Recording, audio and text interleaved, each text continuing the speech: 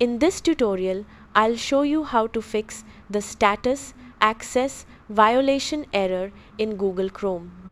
If Chrome keeps crashing with this message when you open a website, there are several simple fixes you can try to get your browser working normally again. To get started, completely close Google Chrome, including any background processes, then reopen the browser and try loading the web page again.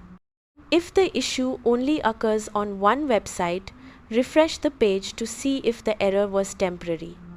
Next, make sure Chrome is up to date. Click the three-dot menu in the top right corner, select Help, then click About Google Chrome.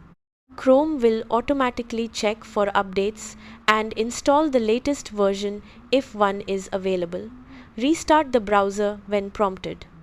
If the error continues, click the three-dot menu, choose Extensions, then select Manage Extensions.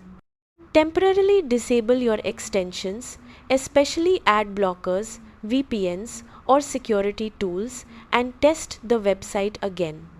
If the problem disappears, re-enable the extensions one at a time to identify the one causing the issue. You should also clear Chrome's cache. Open Settings, go to Privacy and Security, click Delete Browsing Data, select Cached Images and Files, then click Delete Data.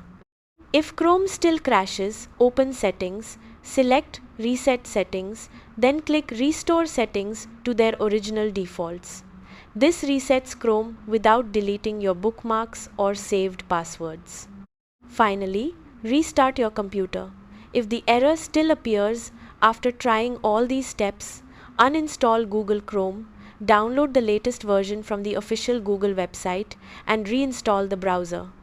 That's how to fix the status access violation error in Google Chrome. Thanks for watching.